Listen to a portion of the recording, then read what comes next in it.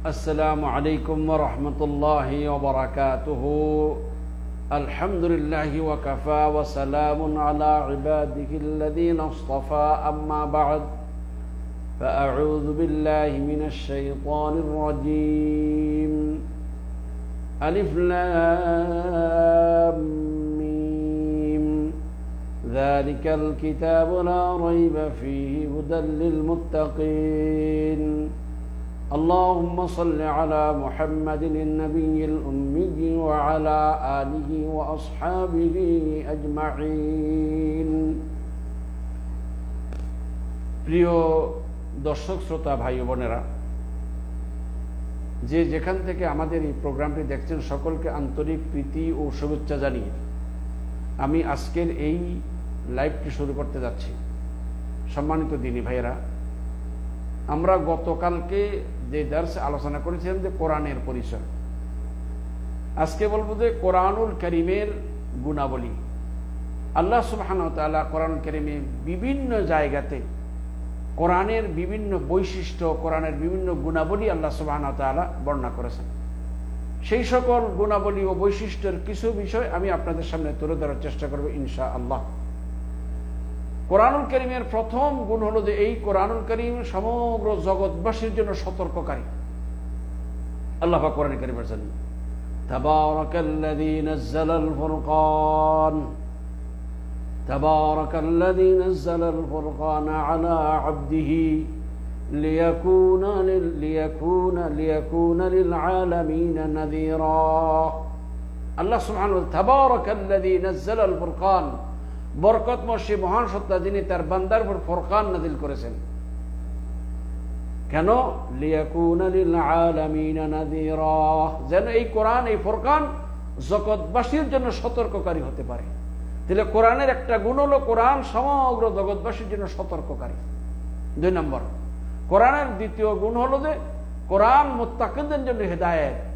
কারণ এটা আসলে হেদায়েতের কিতাব সকলের জন্য, তবে এর দ্বারা লাভবান কারা? মুত্তাকিরা। যারা এই কথা কিতাব বিশ্বাস করে না তারা তো এর দিকে লাভবান হবে না। আল্লাহ বলেন, আলিফ লাম মিম যালিকাল কিতাবু লা রাইবা ফীহি হুদাল লিল মুত্তাকিন। এই সেই কিতাব, সাথে কোনো সন্দেহ নেই, এই কিতাব মুত্তাকিদের জন্য হেদায়েত। তাহলে এই কিতাবের মধ্যে কোনো সন্দেহ সংশয় নেই, এই কিতাব মুত্তাকিদের জন্য হেদায়েত। কোরআনের তৃতীয় গুণ হলো যে কোরআন হলো মানুষের জন্য হেদায়েত এবং স্পষ্ট হেদায়েত এবং নিদর্শন, আল্লাহ নিদর্শনাবলী, সুস্পষ্ট নিদর্শনাবলী। মানে কোরআনুল কারীমের তৃতীয় গুণ হলো যে কোরআন মানুষের জন্য হেদায়েত স্বরূপ এবং হেদায়েতের সুস্পষ্ট নিদর্শনাবলী। যেমন আল্লাহ পাক কোরআনে বলেছেন, শাহরু রমাদানাল্লাযী উনজিলা ফীহিল কুরআন شهر رمضان الذي أنزل فيه القرآن هدى للناس وبينات من الهدى والفرقان। আল্লাহ সুবহানাহু ওয়া তাআলা রমজান মাস, সে মাস যাতে কোরআন নাযিল করা হয়েছে, এটা মানুষের জন্য হেদায়েত স্বরূপ এবং হেদায়েতের সুস্পষ্ট নিদর্শনা হলো সত্য মিথ্যার মধ্যে পার্থক্যকারী। তাহলে কোরআন এটা হেদায়েত এবং সত্য কোনটা মিথ্যা কোনটা দুইটার মধ্যে পার্থক্যকারী কিতাব হলো কোরআন কারীম। এটা কোরআন একটা গুণ। কোরআন সত্য কোনটা মিথ্যা কোনটা পার্থক্য করে দেয়। কোরআনের চতুর্থ গুণাবলী হলো এই কোরআনুল কারীম মানুষকে সরল সঠিক পথ দেখায়। আল্লাহ পাক কোরআনে বলেন, ইন্না হাযাল কুরআনা ইয়াহদি লিল্লাতী হিয়া আকওয়াম ইন্না হাযাল কুরআনা ইয়াহদি লিল্লাতী হিয়া আকওয়াম ওয়া ইউবাশশিরুল মুমিনিনা আল্লাযীনা ইয়া'মালুনাস সালিহাতি আন্না লাহুম আজরান কাবীরা। আল্লাহ সুবহানাহু ওয়া তাআলা কি বলেন? ইন্না হাযাল কুরআনা ইয়াহদি লিল্লাতী হিয়া আকওয়াম, নিশ্চয়ই এই কোরআন এমন একটি পথ দেখায় যা সবচেয়ে সরল এবং যে তারপর বলছেন ওয়া ইউবাশশিরুল মুমিনিন। এটা যে 1 নম্বর কথা রয়েছে, ইন্না হাযাল কুরআনা ইয়াহদি লিল্লাতী হিয়া আকওয়াম, নিশ্চয়ই কোরআন এমন একটি পথ দেখায় যা সবচেয়ে সরল। আর ওয়া ইউবাশশিরুল মুমিনিনা আল্লাযীনা ইয়া'মালুনাস সালিহাত, এবং কোরআন সে সকল মুমিনদের সুসংবাদ দেন যারা নেক আমল করেন। এবং কি সুসংবাদ?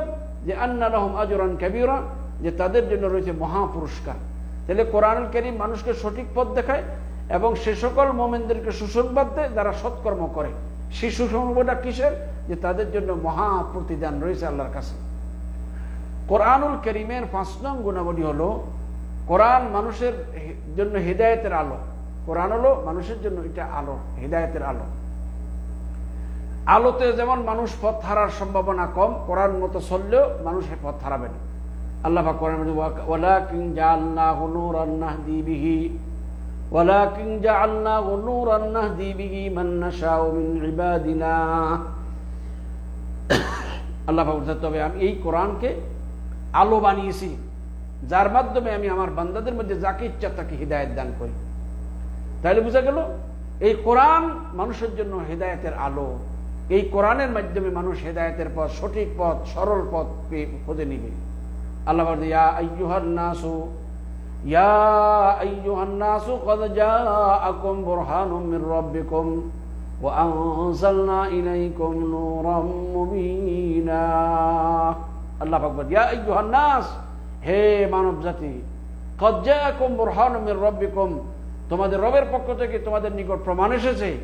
ওয়া আনজালনা ইলাইকুম নূরাম মুবিনা, আর তোমাদের প্রতি স্পষ্ট আদেশ কি করে তোমাদের নিকট স্পষ্ট বা স্পষ্ট আলো নাযিল করেছি।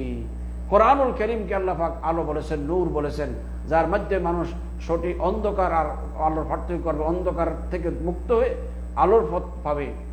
কোরআনুল কারীমের 6 নং গুণ হলো কোরআন হক এবং বাতিলের মধ্যে পার্থক্যকারী। কোরআন সত্য আর মিথ্যার মধ্যে পার্থক্য করে। আল্লাহ বলেন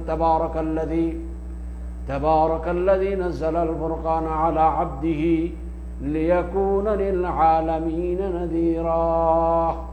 বরকতময় সে আল্লাহ যিনি তার বান্দার উপর ফুরকান নাযিল করে যখন জগৎবাসীকে সতর্ক করতে পারে। অর্থাৎ এই কোরআন সত্য মিথ্যার মধ্যে পার্থক্য করবে এবং গোটা জগৎবাসীকে তাদের অপরাধের ব্যাপারে সতর্ক করবে। তারপরে 7 নং কোরআনের গুণাবলী হলো কোরআন হলো যে মানুষের অন্তরের রোগের শিফা। আল্লাহ বলে ইয়া আইয়ুহান নাসু ক্বাদ জাআতকুম মাউইযাতুম মির রাব্বিকুম ওয়া শিফাউন লিমা ফিস সুদূর ওয়া হুদাও ওয়া রাহমাতুল লিল মুমিনিন। আল্লাহ বলে ইয়া আইয়ুহান নাস, হে মানব জাতি, হে মানুষেরা, তোমাদের ক্বাদ জাআতকুম মাউইযাতুম মির রাব্বিকুম, তোমাদের রবের পক্ষ থেকে তোমাদের কাছে উপদেশ, ওয়া শিফাউন লিমা ফিস সুদূর, এবং তোমাদের অন্তরসমূহ যা আছে তার শিফা, এটা রোগ মুক্তির। ওয়া হুদাও ওয়া রাহমাতুল লিল মুমিনিন, এটা হেদায়েত এবং মুমিনদের জন্য হেদায়েত এবং রহমত স্বরূপ। তাহলে আল্লাহ সুবহানাহু ওয়া তাআলা এই কোরআনকে মানুষের অন্তরের যে রোগ আছে সেই রোগের শিফা হিসেবে নাযিল করেছেন। আল্লাহ বলেন ওয়া নুনাজ্জিলু মিনাল কুরআনি মা হুয়া শিফাউন ওয়া রাহমাতুল লিল মুমিনিন وننزل من القرآن ما هو شفاء ورحمة للمؤمنين ولا يزيد الظالمين إلا خسارا।